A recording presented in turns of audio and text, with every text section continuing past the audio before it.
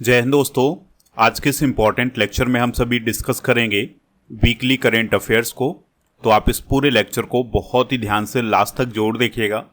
Last में आपसे question पूछा जाएगा जिसका आंसर कमेंट बॉक्स में बताना है। तो पहला और इम्पॉर्टेंट क्वेश्चन है, वी.डी. सतीशन किस स्टेट के नए चीफ मिनिस्टर बने हैं? आंसर हो जाएगा केरलम। तो केरलम राज्य के नए चीफ मिनिस्टर कौन बने हैं? वी.डी. सतीशन।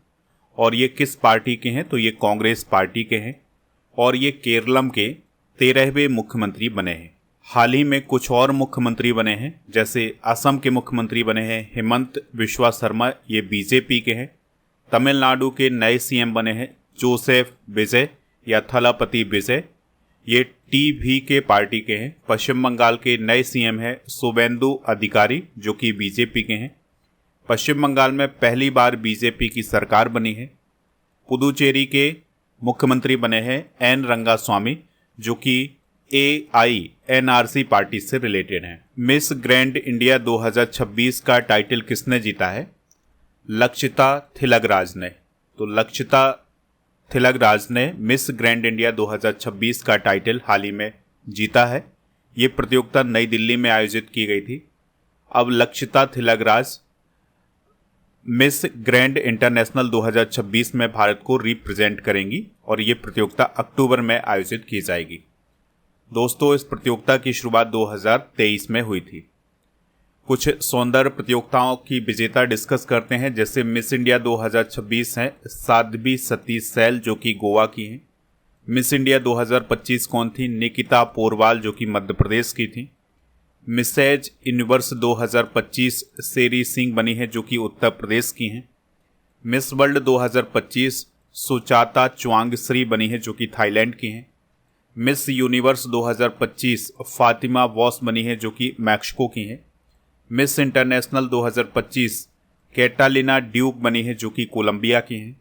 और मिस अर्थ 2025 नताली पुस्किनोवा बनी है, जो कि चेक रिपब्लिक की हैं। तो दोस्तों, ये सौंदर्य प्रतियोगिताओं की विजेता आप नोट कर लीजिएगा। पीएम मोदी को royal order of polar star commander grand cross सम्मान किस देश ने प्रदान किया है? आंसर हो जाएगा स्वीडन। तो मोदी जी हाल ही में स्वीडन की यात्रा पर गए थे। वहां पर उन्हें एक सम्मान मिला है जिसका नाम है royal order of polar star commander grand cross.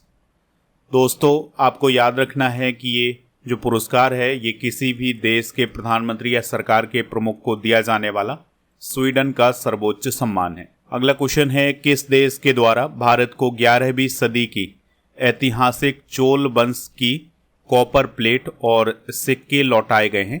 Answer हो जाएगा नीदरलैंड। तो दोस्तों, नीदरलैंड की यात्रा पर हाल ही में प्रधानमंत्री मोदी जी गए थे।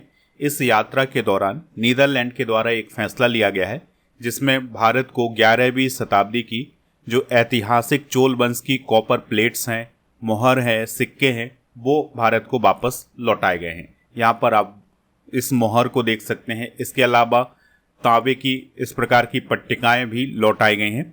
और दोस्तों, ये जो तांबे की प्लेट्स हैं या कॉपर प्लेट्स हैं, इसमें चोल वंश से संबंधित जानकारी है। तो इसमें 21 बड़ी प्लेट्स हैं और 3 छोटी प्लेट्स हैं, ये आप याद रखिएगा। राष्ट्रपति द्रौपदी मुर्मू जी के द्वारा सुप्रीम कोर्ट जजों की संख्या संशोधन विधेयक 2026 को मंजूरी कब दी गई है? 17 मई 2026 को। तो दोस्तों, राष्ट्रपति जी के द्वारा 17 मई 2026 को सुप्रीम कोर्ट संशोधन अध्यादेश 2026 को हाल ही में मंजूरी दी गई है।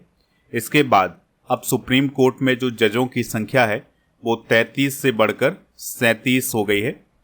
और अगर हम चीफ जस्टिस ऑफ इंडिया को भी मिला लेते हैं तो सुप्रीम कोर्ट में जजों की संख्या 38 हो गई है। अगला क्वेश्चन है, किस स्टेट गवर्नमेंट ने तीसरे और चौथे बच्चे के जन्म पर प्रोत्साहन राशि प्रदान करने की घोषणा की है? आंसर हो जाएगा आंध्र प्रदेश। तो आंध्र प्रदेश गवर्नमेंट ने हाल ही में ये फैसला लिया है कि अगर किसी परिवार में तीसरा और चौथा बच्चा जन्म लेता है तो उस परिवार को प्रोत्साहन राशि प्रदान की जाएगी। ठीक है। तो दोस्तों, इसमें क्या कहा गया है कि अगर तीसरा बच्चा जन्म लेगा तो 30,000 रुपये और चौथा बच्चा जन्म लेगा तो 40,000 रुपये। इससे पहले 5 मार्च को घोषणा की गई थी कि अगर किसी परिवार में दूसरा बच्चा पैदा होता है तो उसे 25,000 रुपये प्रदान किए जाएंगे। तो जनसंख्या नीति और सामाजिक सुरक्षा को संतुलित करने के लिए आंध्र प्रदेश सरकार के द्वारा ये फैसला लिया गया है। भारतीय वायुसेना की पहली महिला श्रेणी ए क्वालिफाइड फ्लाइंग इंस्ट्रक्टर कौन बनी है? आंसर हो जाएगा स्क्वाड्रन लीडर सान्या। तो दोस्तों यहाँ पर आप स्क्वाड्रन लीडर सान्या को देख सकते हैं। तो उन्हें हाल ही में श्रेणी ए क्वालिफाइड फ्लाइंग इंस्ट्रक्टर योग्यता हासिल हुई है। यानी कि ये योग्यता उन पायलटों को दी जाती है जिनके पास ऑपरेशनल अनुभव होता है, असाधारण प्रशिक्षण क्षमता होती है और अन्य पायलटों एवं प्रशिक्षकों को मार्गदर्शन देने की योग्यता होती है। तो अभी ये योग्यता किसने हासिल की है? स्क्वाड्रन लीडर सान्या ने। अगला क्वेश्चन है, इटालियन ओपन 2026 का पुरुष एकल के विजेता कौन रहे हैं? आंसर हो जाएगा जेनिक सिनर। तो इटली के टेनिस खिलाड़ी जेनिक सिनर ने इटालियन ओपन 2026 का पुरुष एकल का खिताब जीता है। ये प्रतियोगिता रोम इटली में आयोजित की गई थी। तो पुरुष एकल के विजेता जेनिक सिनर और उप विजेता कैस्पर रूड रहे हैं जो कि नॉर्वे के हैं। और वहीं पर अगर हम महिला एकल की बात करें तो एलिना स्वितोलिना जो कि यूक्रेन की हैं, ये विजेता रही है और उप विजेता कोको गॉफ रही हैं जो कि यूएसए की। ब्रिक्स विदेश मंत्रियों की बैठक 2026 कहां आयोजित की गई है? तो दोस्तों नई दिल्ली में हाल ही में ब्रिक्स विदेश मंत्रियों की बैठक आयोजित की गई थी। भारत मंडपम नई दिल्ली में इसका आयोजन हुआ है। 14 और 15 मई को इसका आयोजन हुआ था। इसकी अध्यक्षता किसने की थी? हमारे जो विदेश मंत्री हैं डॉक्टर एस जयशंकर जी, उनके द्वारा इसकी अध्यक्षता की गई थी। और इसमें ब्रिक्स के जितने भी मेंबर हैं उनके विदेश मंत्री या उनके जो प्रतिनिधि हैं वो शामिल हुए थे। तो इस बैठक में ब्रिक्स देशों के बीच सहयोग और राजनीतिक तनाव, ईरान यूएई संबंध, आर्थिक मुद्दों, इन सभी पर चर्चा की गई है। आपको याद रखना है कि 2026 में ब्रिक्स शिखर सम्मेलन की अध्यक्षता भारत कर रहा है। हाल ही में चर्चा में रही अपनापन किताब किसके द्वारा लिखी गई है?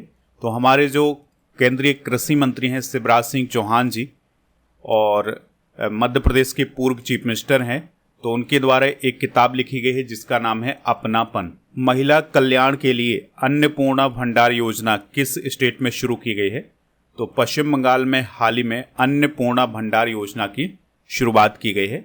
तो इसमें महिलाओं को डायरेक्ट बेनिफिट ट्रांसफर यानी डीबीटी के माध्यम से हर महीने 3,000 रुपये प्रदान किए जाएंगे। प्रतिभा पारकर किस देश में भारत की राजदूत बनी है? आंसर हो जाएगा पनामा। तो पनामा देश में भारत की जो एम्बेसडर बनी है वो बनी है प्रतिभा पारकर। और पनामा की बात करें तो यह मध्य अमेरिका में स्थित एक देश है। पनामा सिटी इसकी कैपिटल है और जोस राउल मोलिनो यहाँ के वर्तमान में प्रेसिडेंट हैं और बालबोआ यहाँ की करेंसी। अगला क्वेश्चन है, लॉरा फर्नांडीज डेलगाडो किस देश की प्रेसिडेंट बनी है? आंसर हो जाएगा कोस्टा रिका। तो कोस्टा रिका देश की नई प्रेसिडेंट बनी है लॉरा फर्नांडीज डेलगाडो। वह कोस्टा रिका की दूसरी महिला राष्ट्रपति हैं। कोस्टा रिका की बात करें तो यह मध्य अमेरिका में स्थित एक कंट्री है। सैन जोस इसकी कैपिटल है और इस देश की सीमा पनामा, निकारागुआ से लगती है। और यहाँ की करेंसी की बात करें तो कोस्टा रिकान कोलोन यहाँ की करेंसी है। अगला क्वेश्चन है, प्रधानमंत्री नरेंद्र मोदी जी को नॉर्वे में कौन सा सर्वोच्च सम्मान प्रदान किया गया है? तो उन्हें royal Norway order of merit grand cross से सम्मानित किया गया है। तो मोदी जी हाल ही में नॉर्वे की यात्रा पर गए थे। तो वहाँ पर वहाँ के सम्राट हेराल्ड पंचम के द्वारा ओस्लो में, जो कि नॉर्वे की राजधानी है, the royal Norway order of merit of grand cross से सम्मानित किया गया है। माउंट एवरेस्ट को 32 बार फतह करने वाले दुनिया के एकमात्र व्यक्ति कौन बने हैं? तो उनका नाम है कामी रीता शेरपा। तो दोस्तों यहाँ पर आप कामी रीता शेरपा को देख सकते हैं। तो ये नेपाल के पर्वतारोही हैं, शेरपा हैं। तो उन्होंने हाल ही में माउंट एवरेस्ट को 32वीं बार फतह किया है और वो ये कारनामा करने वाले दुनिया के एकमात्र व्यक्ति हैं। कामी रीता ने साल 1994 में पहली बार माउंट एवरेस्ट पर सफलतापूर्वक चढ़ाई की थी। माउंट एवरेस्ट पृथ्वी का सबसे ऊंचा पर्वत है। 8,848 मीटर इसकी ऊंचाई है। नेपाल में इसे सागर माथा यानी आसमान का माथा और तिब्बत में इसे चोमोलुंगमा यानी ब्रह्मांड की माता कहा जाता है। अगला क्वेश्चन है इंटरनेशनल बुकर प्राइज 2026 किसने जीता है। काफ़ी इंपॉर्टेंट क्वेश्चन है, इसको आप नोट जरूर करिएगा। तो यांग सुआंग जी ने इंटरनेशनल बुकर प्राइज 2026 अपने नाम किया है। तो दोस्तों, इंटरनेशनल बुकर प्राइज इस साल ताइवान ट्रैवलॉग नामक उपन्यास को प्रदान किया गया है, जिसकी लेखिका हैं यांग सुआंग ची, जो कि ताइवान की हैं। और दोस्तों, इस उपन्यास का अनुवाद किसने किया है? तो लिन किंग ने किया है, जो कि एक ताइवानी अमेरिकी हैं। तो यह उपन्यास मंदारिन चीनी भाषा में लिखा गया था और इसको अंग्रेजी में ट्रांसलेट किया गया था। इसके अंतर्गत 50,000 पाउंड की राशि प्रदान की गई है। तो ये जो राशि है ये लेखिका और अनुवादक दोनों में बराबर बराबर बांटी जाएगी। तो दोस्तों, जो ताइवान ट्रैवलॉग नामक पुस्तक है, ये मंदारिन चीनी भाषा की पहली ऐसी पुस्तक है जिसे इंटरनेशनल बुकर प्राइज मिला है। और पहली बार किसी ताइवानी लेखिका और ताइवानी अमेरिकी अनुवादक अभ्यास प्रगति 2026 का आयोजन कहाँ पर किया गया है? आंसर हो जाएगा उमरोई में। तो मेघालय के उमरोई में अभ्यास प्रगति 2026 का आयोजन किया गया है। आपको याद रखना है कि ये जो अभ्यास प्रगति है ये पहली बार आयोजित किया गया है, यानी इसका फर्स्ट एडिशन हाल ही में उमरोई में हुआ है और इसका आयोजन भारत के द्वारा हुआ है और 20 मई से 31 मई तक इसका आयोजन होना है। 12 देश इसमें शामिल होंगे, जैसे Bhutan, Cambodia, Indonesia, Laos, Malaysia, Maldives, Myanmar, Nepal, Philippines, Seychelles, Sri Lanka और वियतनाम। और इसमें भारत तो शामिल होगा ही। तो इसमें सभी सेनाएं अपने अनुभव साझा करेंगी। इसके अलावा शामिल सभी देशों के बीच में संबंध मजबूत करने के लिए, यानी सैन्य संबंध मजबूत करने के लिए ये अभ्यास आयोजित किया गया है। हाल ही में UAV launched precision guided missile या ULPGM-V3 का सफल परीक्षण किसने पूरा किया है? आंसर हो जाएगा DRDO। तो DRDO के द्वारा हाल ही में एक मिसाइल का परीक्षण किया गया है जिसका नाम है ULPGM-V3 और ये एक ऐसी मिसाइल है जिसे ड्रोन के माध्यम से लॉन्च किया जा सकता है और यह मिसाइल वायु से भूमि और वायु से वायु दोनों मोड में सटीक निशाना लगा सकती है। हाल ही में भुवन चंद्र खंडूरी का निधन हो गया है। वह किस राज्य के पूर्व चीफ मिनिस्टर थे? आंसर हो जाएगा उत्तराखंड। तो उत्तराखंड के पूर्व चीफ मिनिस्टर VC खंडूरी का हाल ही में निधन हुआ है 19 मई 2026 को। दोस्तों, वो 2007 में पहली बार उत्तराखंड के CM बने थे और 2011-12 में वो दूसरी बार मुख्यमंत्री बने थे। हाल ही में 11वीं बार माउंट एवरेस्ट पर सफल चढ़ाई करने वाली महिला पर्वतारोही कौन बनी है? आंसर हो जाएगा लेहाकपा शेरपा। तो नेपाल की लेहाकपा शेरपा जो हैं वो दुनिया की सबसे ऊंची चोटी यानी माउंट एवरेस्ट पर 11 बार सफल चढ़ाई पूरी कर चुकी हैं। वह सबसे अधिक बार माउंट एवरेस्ट पर सफल चढ़ाई पूरी करने वाली महिला बन गई हैं। यानी महिलाओं में सबसे ज़्यादा माउंट एवरेस्ट को किसने फतह किया है? लेहाकपा शेरपा ने। और पुरुषों की अगर हम बात करें तो वो कामी रीता शेरपा हैं जिन्होंने 32 बार माउंट एवरेस्ट को फतह किया है। अगला क्वेश्चन है WHO यानी वर्ल्ड हेल्थ ऑर्गेनाइजेशन ने किस बीमारी के प्रकोप को ग्लोबल हेल्थ इमरजेंसी घोषित किया है? आंसर हो जाएगा इबोला वायरस। तो दोस्तों, WHO ने कॉन्गो लोकतांत्रिक गणराज्य यानी DRC और युगांडा में जो इबोला वायरस तेजी से फैल रहा है उसको देखते हुए इस वायरस को लेकर के ग्लोबल हेल्थ इमरजेंसी घोषित की है। दोस्तों, जो कॉन्गो देश है वहाँ पर इस वायरस के कारण 80 लोगों की मौत भी हो चुकी है। तो इबोला वायरस संक्रमित व्यक्ति या जानवर के माध्यम से एक दूसरे में फैलता है। तो WHO ने हाल ही में ये कहा है सभी देशों से कि वो इस वायरस के बारे में अलर्ट रहें और बॉर्डर पर इसकी स्क्रीनिंग करें और इसके लिए एडवाइजरी भी जारी करें। इबोला वायरस का अभी तक कोई इलाज नहीं है। पहली बार इबोला वायरस 1976 में कॉन्गो में ही पाया गया था। भारत का यूनिफाइड पेमेंट इंटरफेस यानी UPI अपनाने वाला पहला कैरेबियन देश कौन बना है? आंसर हो जाएगा त्रिनिदाद और टोबैगो। तो त्रिनिदाद और टोबैगो देश पहला ऐसा कैरेबियन देश बना है जिसने भारत के UPI सिस्टम को अपनाया है।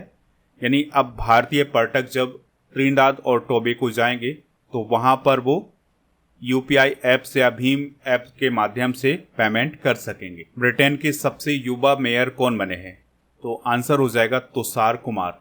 तो दोस्तों, ब्रिटेन में भारतीय मूल के 23 साल के तुषार कुमार सबसे युवा मेयर बने हैं और उन्होंने पूर्वी इंग्लैंड में स्थित हर्ट्समेयर के एलसर्टी एंड बोरेहम वुड टाउन काउंसिल के मेयर के रूप में कार्यभार संभाला है। इनकी मां भी दोस्तों मेयर बनी है अभी हाल ही में, ये बात भी आप याद रखिएगा। अगला क्वेश्चन है, भारत ने रूस से हाल ही में कौन सी वायु रक्षा प्रणाली प्राप्त की है? आंसर हो जाएगा S-400।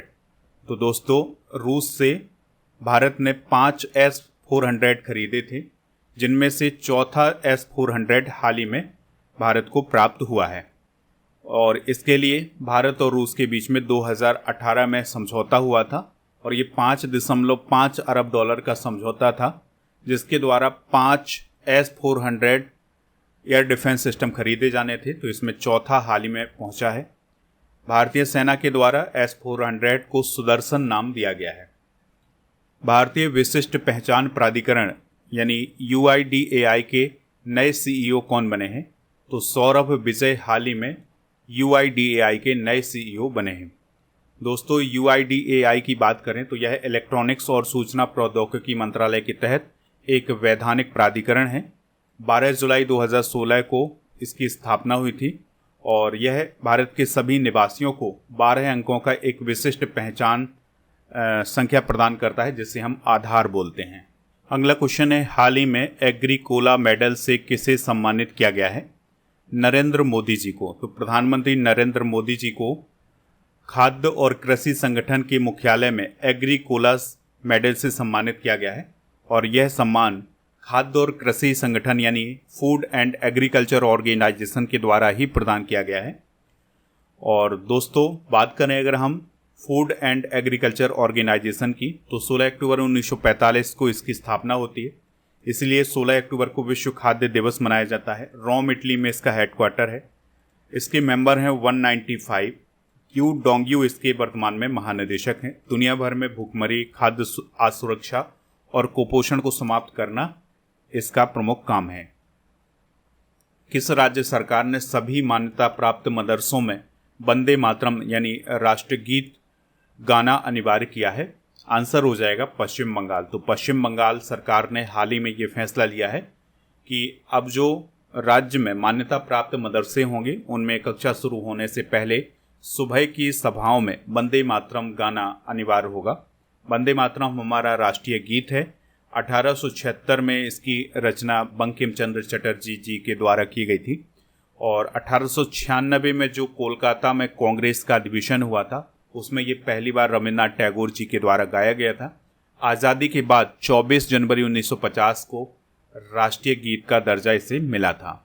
भारत का पहला राज्य कौन बना है जिसने कैबिनेट स्तर पर समर्पित AI पोर्टफोलियो बनाया है, यानी कि आर्टिफिशियल इंटेलिजेंस नाम का एक मंत्रालय बनाया है? आंसर हो जाएगा केरलम। ठीक है, तो इस केरलम इसका राइट आंसर हो जाएगा। भारत के किस मिशन को 2026 का गोडार्ड एस्ट्रोनॉटिक्स अवार्ड मिला है? आंसर हो जाएगा चंद्रयान 3। तो चंद्रयान 3 मिशन को 2026 का गोडार्ड एस्ट्रोनॉटिक्स अवार्ड मिला है और यह award American institute of aeronautics and astronautics नामक संस्था के द्वारा प्रदान किया गया है।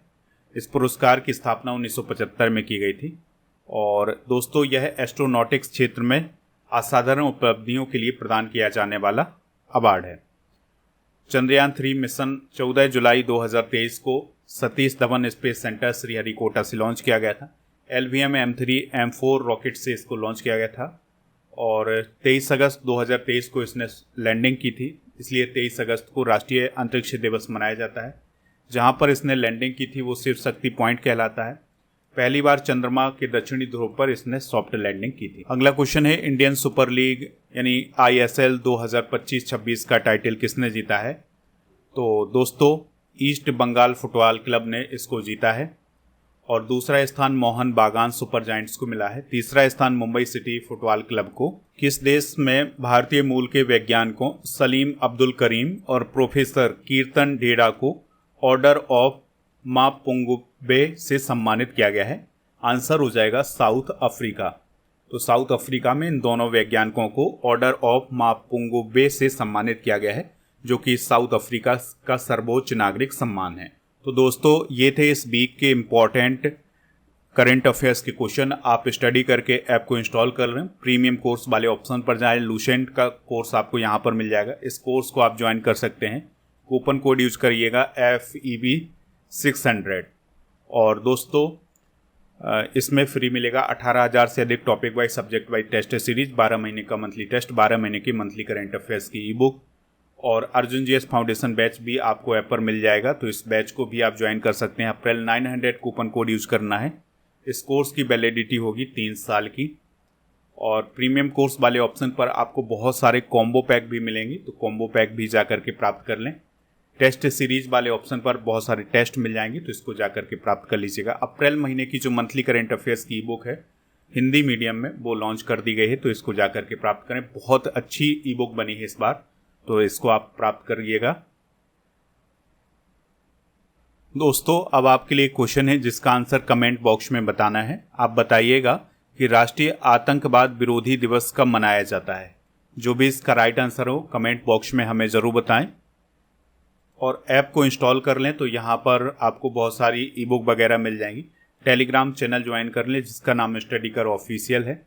ये सारी ई बुक आपको ऐप पर मिलेंगी।